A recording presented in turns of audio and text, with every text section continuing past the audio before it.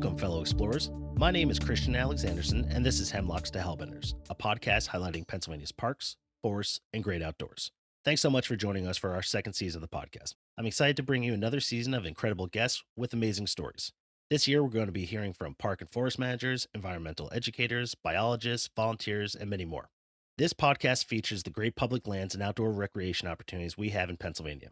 Through this podcast and your support, I hope to continue to build up this community of people to visit our parks and forests and become lifelong stewards of them. All right, on with the show. Growing up in suburban New Jersey, I'd never seen the night sky.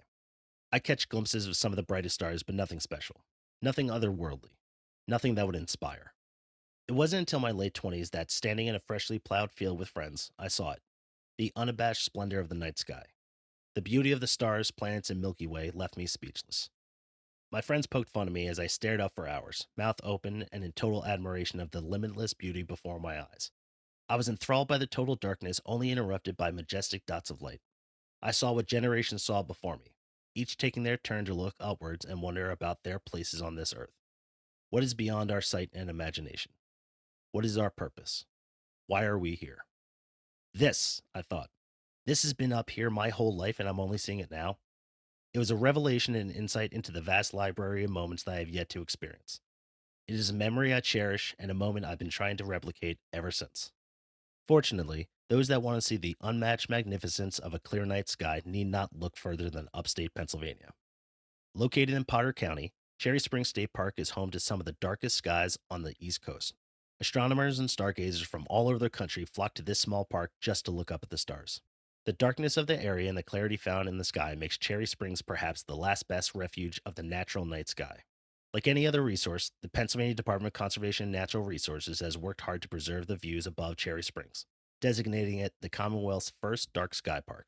The International Dark Sky Association named it the second International Dark Sky Park. And the views. They are simply divine. On clear nights, you can see the heavenly bodies circling above. Laying on a blanket in the park's night sky public viewing area, you can watch shooting stars, meteor showers, and the Milky Way pass overhead. In a country and commonwealth riddled with light pollution, it's a special place to see special things. And on this episode, we're going to be learning all about this spectacular park. But before we get to the interview, here's the stats. Chery Springs State Park is an 82-acre park located in Potter County. Available activities include hiking, picnicking, camping, hunting, and stargazing. A notable feature of the park is its night sky views. Chery Springs State Park derives its name from the large stands of black cherry trees originally found in the area. Nearby towns include Coudersport and Gailton. State parks that are close by include Lyman Run, Patterson, Prouty Place, and Denton Hill State Parks. You may enjoy the park if you enjoy unmatched dark skies and views of the stars. I'm excited to welcome Benjamin Stone to the podcast. Ben is the manager of Chery Springs State Park. Ben, thanks so much for joining the program. Hey, thanks for having me. How would you describe the park to someone who's never been here before? Sure, good question. Inspiring, beautiful, unique views. Two, dark and colder than expected. Because the activities mostly happen at night, you should definitely dress appropriately and be prepared with like a red lamp or so as you show up, but not too bright of a red lamp either. Um, I think too, as you're arriving to the park or a little bit beforehand, you want to certainly make sure you check out our website. Look at the park map, try to understand the area around the park, where you think you want to be. Of course, coming into the park in the first time, it's important to arrive during daylight hours. Yeah, you're coming for evening programs, nighttime programs. But as we'll discuss a little bit further here, the night sky and white light don't necessarily go together. So it's definitely best to arrive before dark and let your eyes then adjust, as the sun sets and you'll have even a better view of the night sky. What do you love most about the park? Yeah, so as a manager of the park, all of our parks have different themes. And Cherry Springs, of course, being it's the night sky.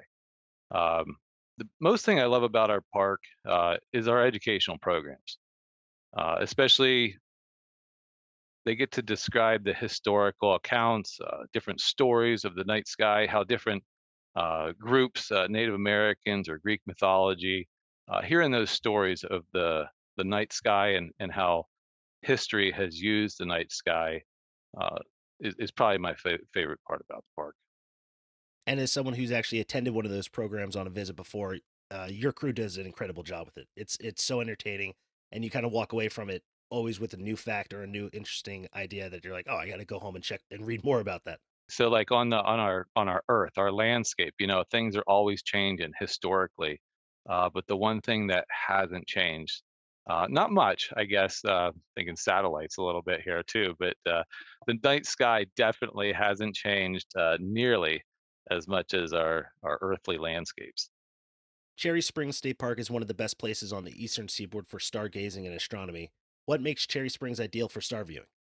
Absolutely. The field is at the top of a 2,300-foot mountain. So, beautiful and unique views, as I mentioned earlier. Many people in rural areas can see a lot of stars, and that's awesome. But at Cherry Springs, you're actually in the stars. You've got a fisheye view. You're on top of this mountain. You've got a fisheye view all the way around you. The astronomy field offers excellent 360-degree views of the night sky. Also, Cherry Springs is surrounded by state forests, and it's relatively undeveloped. Nearby communities are in the valleys, a lot and shielded. A lot of the lights are shielded, that may affect the park, so you don't get that sky glow. It's just an awesome place to be in a rural part of the state. In 2000, DCNR declared Cherry Springs State Park its first dark sky park. What does it mean to be a dark sky park? Yeah, so across the state, park operations are different, obviously. Most of those other state parks run sunrise to sunset. Mostly daytime operations, except for camping, of course. A night sky or a dark sky park is obviously different with that. Every decision that we make, we consider nighttime as our primary visitation time. So we need to manage light more than anything. Safety, of course, but we're looking for light. How much light is necessary? How bright should that light be? Can this area be dark? So all these questions come into play um, as being a dark sky park. We design parking lots, traffic patterns, uh, limit headlight shining into these observation areas. We build headlight mounds to block the white light. We encourage visitors to bring red lights with them to help maintain night vision. With the white light, you can really mess up your night vision, but red light seems to allow your eyes to stay more focused and into the evening. Um, we even do provide some red filters for people if they show up and they don't have, just maybe their phone or something as a flashlight. A lot of times we have red filters that you can put rubber bands on there and keep your white light to a minimum. But it's definitely something to be cognitive of as you arrive. Um, our nighttime public viewing area is awesome for people. We've constructed lit pathways for visitors to navigate in the darkness, take them to the program area. It's sort of a leap of faith. You start out down this pathway, not seeing where the end is, but trust, we'll get you where you need to be. One of the things I found interesting about Cherry Springs when I first started going there was the idea of it takes work to preserve the dark sky, just like it takes work to preserve clean water and air and the preservation of mountains and forests. It takes an amount of work to just preserve dark sky. So it's great to see, all the things that you guys are doing over there to make sure that it's not really spoiled by people who are using flashlights or maybe bright lights or anything like that. Yeah, it's definitely an educational component. It's different for a lot of folks. Who haven't been to the park before or maybe other state parks, white light is a comfort thing for a lot of folks as well. So it's education. Um, that's why we have separate areas of the park too, and that's why checking out the website ahead of time is a good idea.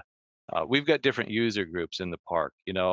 At our public programming area, that's where the majority of first-time visitors are directed to, and they should come see a program.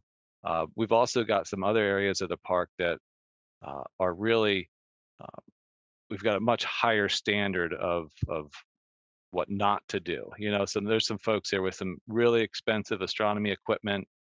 They're set up taking astrophotography, looking into deep space.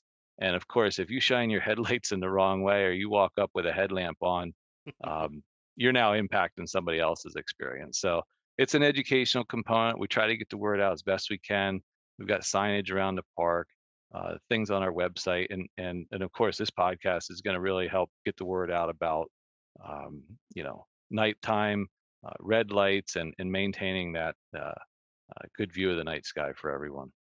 I also like the community aspect of it because if you walk in when everyone's watching the meteor showers and you're laying down on a blanket and you're experiencing this great moment, and people walk in from the parking lot with white lights, the first thing you're going to hear is the crowd going, "Put it down! Why? Don't do it!" Like, I yeah, personally yeah. There's a appreciate lot that. of passionate folks up there at Cherry Springs, no doubt. What can visitors see on a clear night at the park?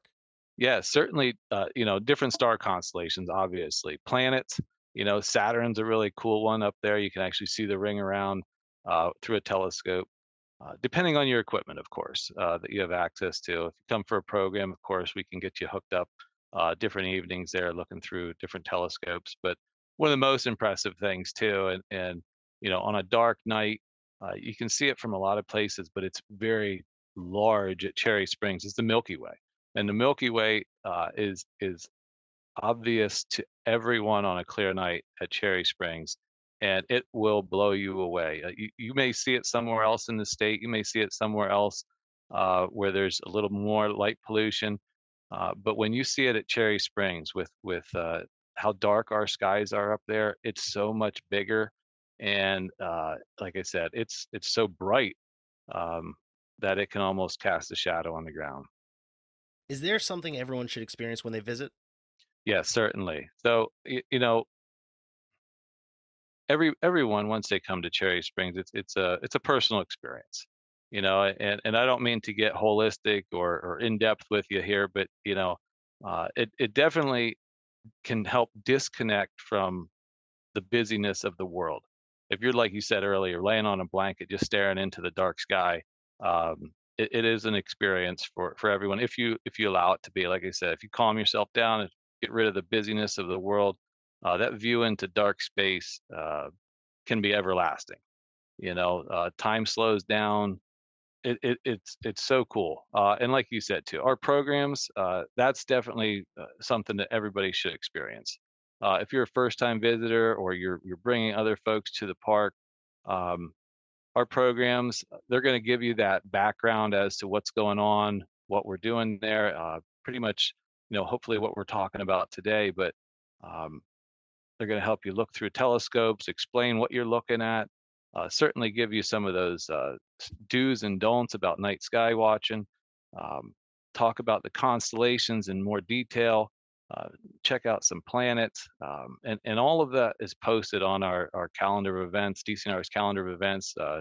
Just search Cherry Springs State Park, and you're going to see what programs we have to offer up there. But definitely, that's something that everybody should experience. Is one of our nighttime programs going to the park.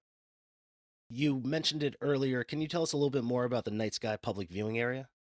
Yeah, so it's our most popular part of the park, and it's where everybody should arrive initially. It's where you're going to. Um, it's where the majority of people are going to show up. You're going to come out there. You're going to walk that lit pathway, like I mentioned, out to our programming area. There'll be people out there. It's just a large decommissioned old airstrip on top of the mountain, and it's gorgeous, especially in the evening. Um, there's people who are set up with blankets, like you said, or there's people with chairs. We do have chairs there out there for at the programming area. Or like I said, feel free to bring your own. Uh, but it's just a large open space where um, people are set up to enjoy the night sky, and it's a little bit more relaxed. Like I mentioned, there's a few other areas of the park. So if you do come out there, people are going to say, "Hey, help us out! Turn the white light down," and remind you of that. But it's where the majority of our programming happens. It's where people show up just to enjoy the night sky. If they're not staying overnight, this is the spot that you want to be. Come out, enjoy the night sky, and hopefully take in a program. Yeah, it was really cool when I visited to see the meteor showers. And, as you're walking, you don't really have your dark eyes yet. And you kind of get to the field and you're like, oh, I guess I'll park somewhere around here. I'll sit down and place my chairs here.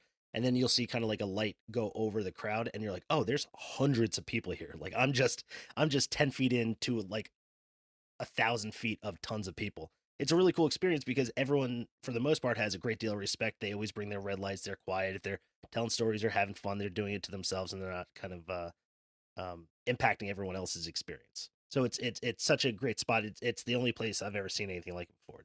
It's really special. That's the goal, is to keep it dark, keep it dark out there.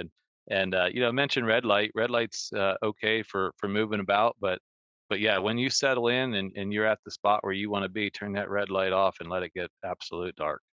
Which brings us to an important next question: what should people bring to have a great stargazing experience at Chery Springs? Yeah, I mean, obviously we talked about, showing up before it gets dark. You can get out onto the field. Hopefully you can find your spot. You want to dress in layers. You want to dress warm, because like I said, you're at Cherry Springs on top of a mountain, 2,300 feet.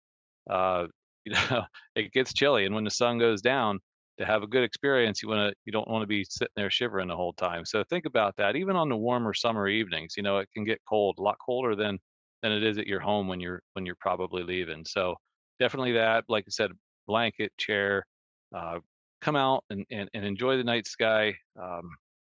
What else can you bring?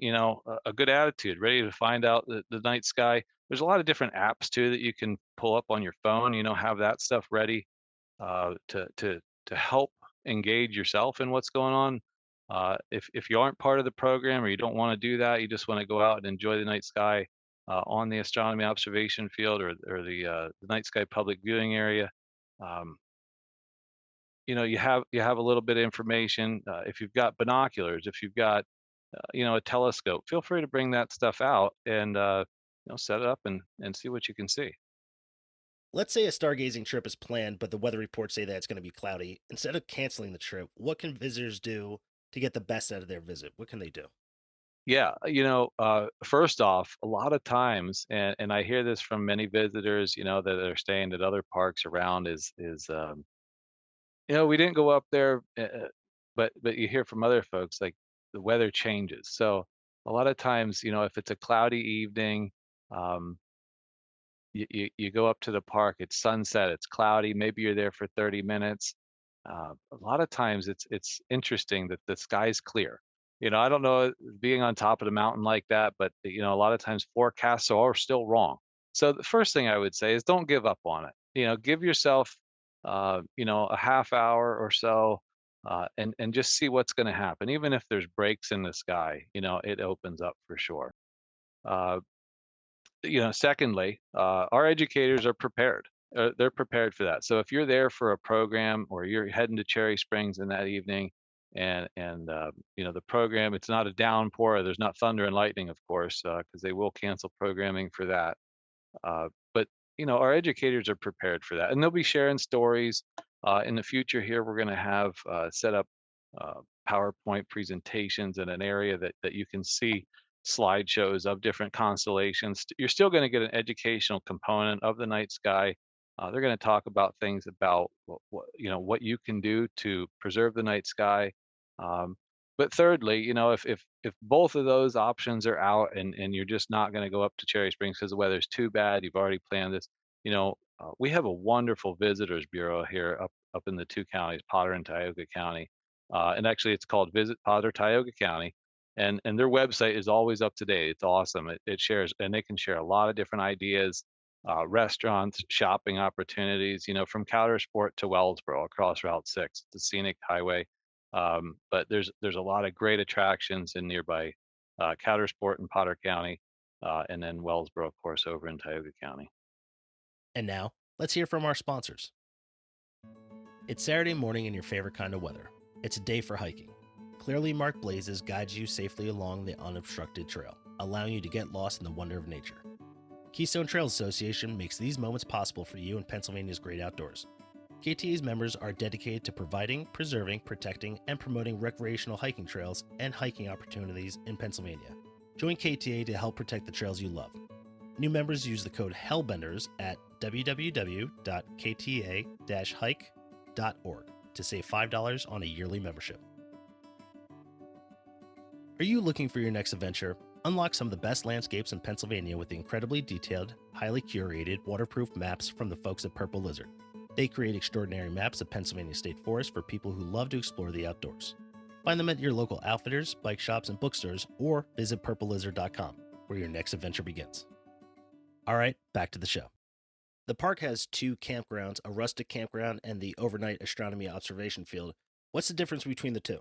Yeah, this is a great question to again educate folks.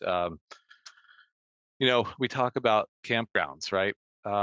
There's actually we call them at Cherry Springs, we call them overnight areas, not campgrounds, because we're going to differentiate between the two. Um, when it comes to managing a dark sky park, our traditional campgrounds are what you would expect. Campfire ring, picnic tables, things like that. And we do have a campground, our rustic campground area. Like I mentioned earlier, there's three different sections of the park. There's our campground area where you can have that fire ring, you can have a picnic table, and you can still enjoy wonderful views of the night sky. We've got our public viewing area, which we've talked a lot about here too, and that's on the north side of Route 44. On the south side of Route 44, a little more removed from those two sections is our overnight astronomy observation field. Um, so as you see, we don't call it a campground, and the reason is to try to help people understand that they're not going to get those traditional type of amenities in this area. This area uh, is where lighting restrictions are most intense. There's no campfires or picnic tables permitted, or picnic tables, but you won't be provided a picnic table. Certainly no campfires, and the reason there's no campfires is because they put off a lot of light. So that's gonna impact your night vision, potentially to smoke. Smoke will impact, the view of the night sky. So in this area of the park, there are no, campfires permitted or picnic tables provided. It's where our lighting restrictions are most intense.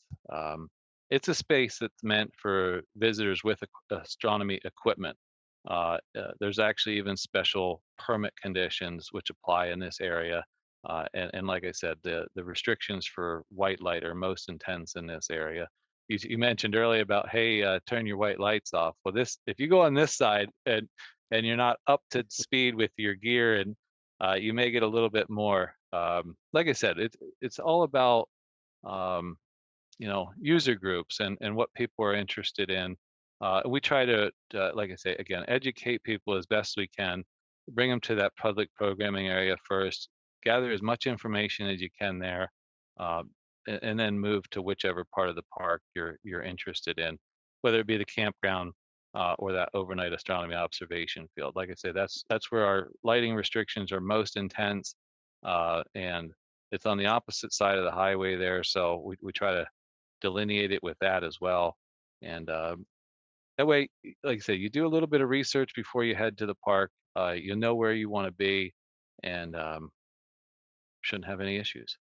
In terms of light pollution outside of the overnight astronomy observation field, do you think when it comes to light pollution, it's just people aren't educated enough, or do you think it's people are doing something and it's how they've done things and they don't care?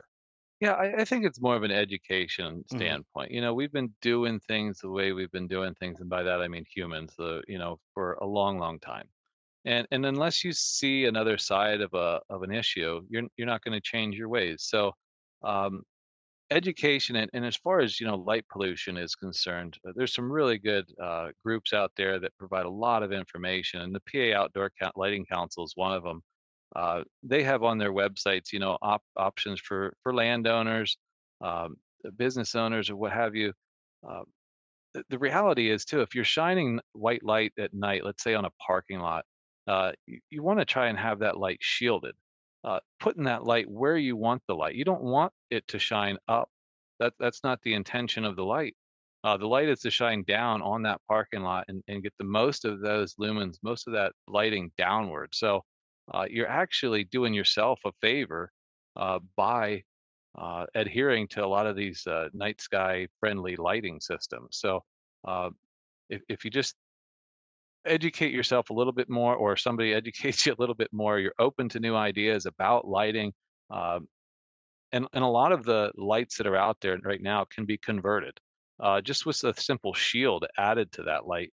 and you're going to notice a big difference to the area that you're trying to light uh, versus wasting light basically upward into the sky. So I really do think it's an education. I don't think people purposefully want to pollute the night sky. It's just it hasn't been a thing, that a lot of people have focused their energy on until recently. And the more you think about it, the more it just really makes sense. Yeah, I really think of it as like another step of like leave no trace. It's one of those things that once you kind of get educated on it, I've always been a big white light guy because I have terrible vision. So I always thought that was the best way to do things.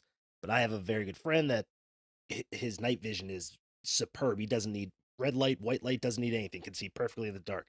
So then whenever I use white light, it completely blew out his vision. And then he goes, "Can you go to red light?" I said, "Why?"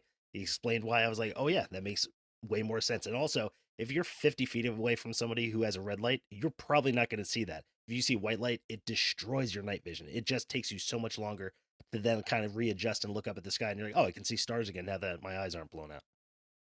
Yeah, absolutely. That transition from white to red light, especially just even on a headlamp, if you're outside walking around, it takes probably 10 to 15 minutes to get your night vision back, but it can be blown in a second for sure. Things just get real dark outside of that white light. When you turn that white light off, give yourself 10 minutes or so, and you'll be amazed at how well you can actually still see. Add a red light to that, and you're gonna be seeing everything up close, pretty clearly, but still be able to see beyond that red light out into, say, a dark field with much better eyesight than you would with a white light. Ben, we talked about it a little bit, but what steps have been taken to ensure that there's little light pollution in and around Cherry Springs? Yeah, certainly. So we have a management plan too to follow here inside the park, but outside of the park is where the real work happens. We have a friends group at the park called the Dark Sky Fund, and they do outreach, education to local communities and business. And even recently, our county has implemented increased standards for new construction in the area. So it's really grown from spawned hopefully from Cherry Springs outward.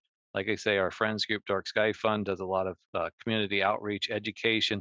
Our local communities have really taken a hold of Cherry Springs too, as a night sky, dark sky area, and even with the um, increased standards, for new construction, a lot of folks, like we talked, that education component are buying into the fact that we have some of the darkest skies here in the country, definitely on the eastern seaboard. So they want to preserve, they want to protect that, and they enjoy having folks come up into the PA wilds here, north central Pennsylvania, uh, in and amongst this rural area, and enjoying the night sky with them. So uh, kudos to them. Like I said, outside of the park is where a lot of real work is done preserving and protecting the night sky. Our friends group has done great work, and our community is the same. So give them a lot of credit, and we're gonna help them keep pushing that agenda and really work hard to preserve the night sky. While recreation opportunities are limited inside the 82-acre park, there's a lot of opportunities outside of the park. There's nearby state parks, there's state forests. Do you have any recommendations for visitors looking for hiking trails?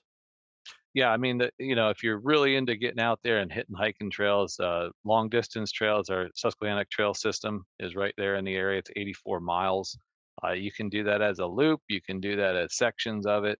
Um, Locally, right at Cherry Springs State Park, in conjunction with the local forest district, is a simple interpretive. We're working forest interpretive trail. It's a mile loop that you can hike around. There's different waysides, education. So that's right there at Cherry Springs if you're interested in that. As you mentioned, there's a lot of state parks still in the area. Lyman Run is only a short distance down West Branch Road, say less than 10 miles. They've got a bunch of nice hiking trails, and it's a completely different style of park from Cherry Springs, where you're up on top of the mountain versus now you're down in a valley with a lake. Beautiful setting there as well. If you want to go the opposite direction, south, Ole Bull State Park is just a short distance away. They've got a beautiful stream, hiking trails. So there's so many opportunities. Just if you're staying at Cherry Springs, or maybe you're staying at one of these other state parks and you want to come to Cherry Springs. I mean, everything is relatively close by. within a half-hour driving distance, and there's just so many opportunities. Again, our state park websites, our forestry websites, uh, got specific icons for hiking that you can jump on there, see what type of trails they have available, and definitely park maps are available online or at the parks. You can check those out and see where you want to go. Cherry Springs offers a variety of environmental education programs year round. What sort of programs are offered? Yeah, again, and the best place to check these out, they're continuous, like you say, year round, is our DCNR calendar of events. We've talked about this, like stories, navigating stars, too, showing up for some basic telescope or binocular tours. Again, you're going to learn about light pollution, what you can do at home to help prevent, light pollution and preserve our night skies. Uh, we even do virtual programming. They're back through the pandemic. We were not doing public programming, but we got on the lines of doing virtual programming, which impressively, Cherry Springs has been sought after by people across this country as far as asking our educators to do programming with them virtually. So that's been a big hit as well. So certainly checking out the calendar of events, you're going to see what we have going on, and two, winter months.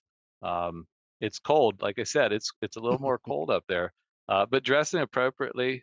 We've actually got some full moon snowshoe hikes and things like that that happen. So some of those programs and type you want to definitely check out the calendar, and there's some the registration is required. Um, so check that out, and yeah, they do a lot of great things year round. I know the park also hosts a number of annual events. Woodsman Show, I know there's a star party that brings thousands of visitors to the park. Can you tell us about those events or what sort of things are featured there?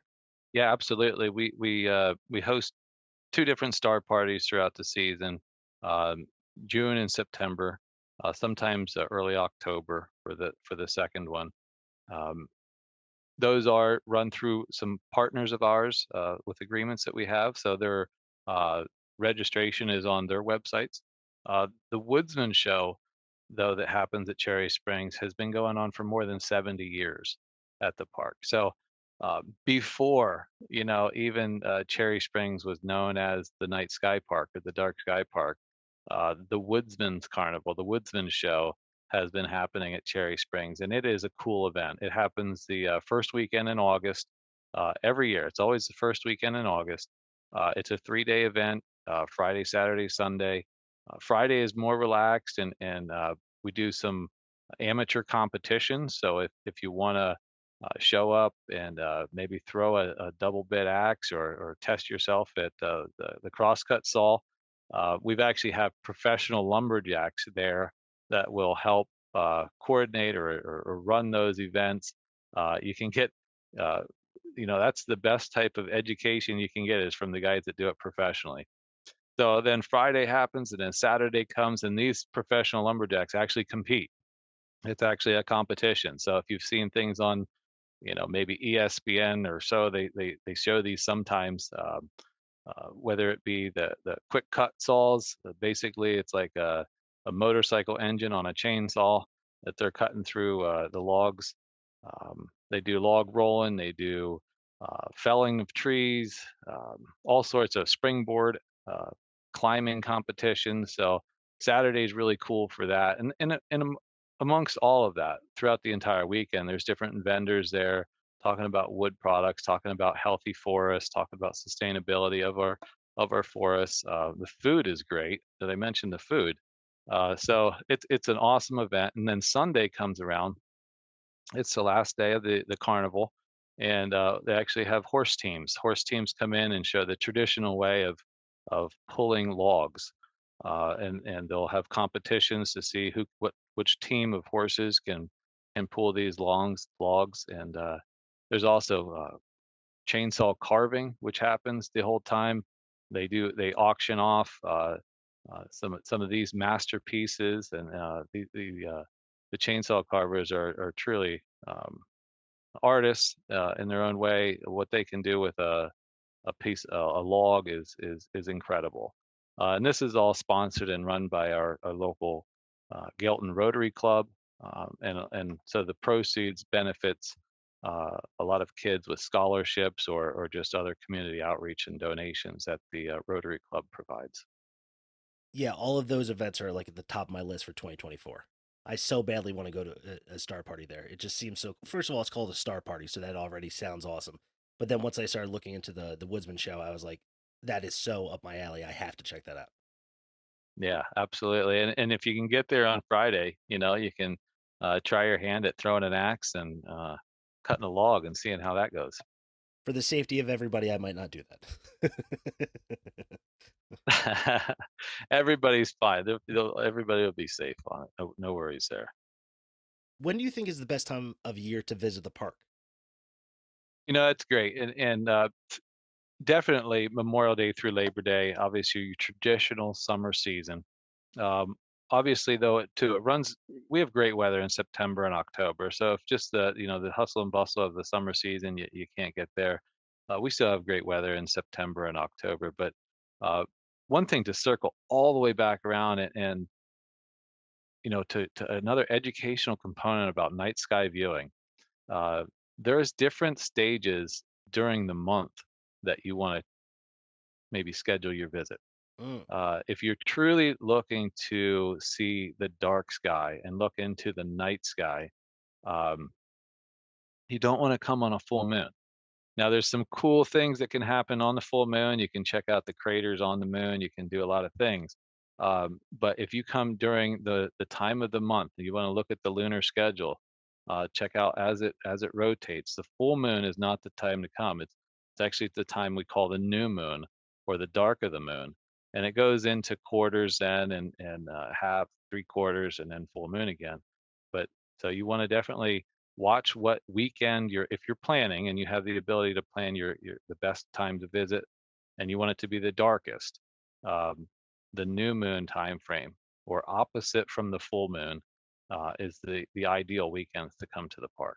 But certainly summer seasons, even early on in April, May, they can be chilly up there. But certainly Memorial Day through Labor Day, and strictly I'm saying that because of the weather. um, Too, obviously, the night sky time frames change. Right now in the winter months, it's dark at 5 o'clock, 6 o'clock. In the summertime, we'll say July, it may not be dark until 10 p.m. So even though the sun is setting, 9 o'clock is dark to a lot of people. There's still some sun setting happening, and dark comes a lot later in the night than it does here in the wintertime. For those of us who are going to be traveling up there, how's the cell phone, GPS, and Wi Fi coverage? Yeah, pretty good at the park. GPS for sure. You can pull that in. The cell phone service continues to get better in these rural areas.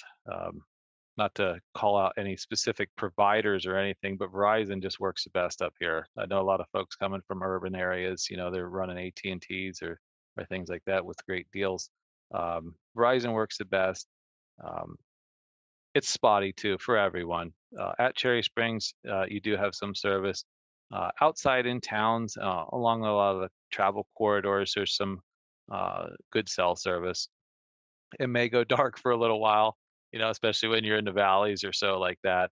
That's why it's always good to have a paper map when you're still traveling around in PA Wild. Never hurts to have a paper map to rely on. But too, you stop in any town or area, cell service is still pretty good up here in the area. Do you have any tips for people who plan on visiting the park? Yeah, the biggest tip I can give you is to check out our website. Check out the website. Ways that you want to navigate the park. Again, those three different areas. The um, public viewing areas where we're going to help direct most people that are arriving to the park. So you're going to get all your information you want when you show up there. If you're going to the campground, you'll figure out how to get there. Um, versus the overnight observation field. So checking out the park. Website before you come. Plan ahead. The campground fills up quickly. It is on the reservation system, reservepa.com. 11 months in advance, you can make a reservation for the campground. The overnight observation field and our observation public stargazing area. you can come, first serve. But of course, you got to remember the permit conditions for the overnight observation area. You got to have astronomy equipment to be on that area. Uh, so coming to Cherry Springs for the first time, checking things out, definitely taking a public program. Uh, we're going to teach you a whole lot, maybe that you didn't know before you showed up. So that would be the very first thing I would suggest for everybody to come do. Check out our calendar of events. Come up during a new moon program, and learn as much as you can about the park before you show up, and we'll teach you the rest when you get there. Ben, thanks so much for joining us today. I really appreciate it. Absolutely, it was my pleasure, and I appreciate getting the information out about Cherry Springs. We have visitors that travel from around the world that come to Cherry Springs. It's just an amazing experience. Our educators do a fabulous job, and couldn't be happier to be the manager of such a great park.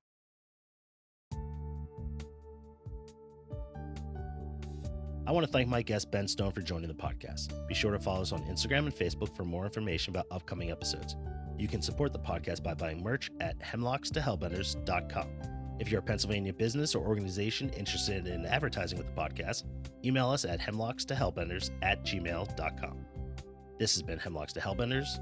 I'll see you out there. Hosting, production, and editing by Christian Alexandersen. Music by John Sauer. Graphics by Matt Davis.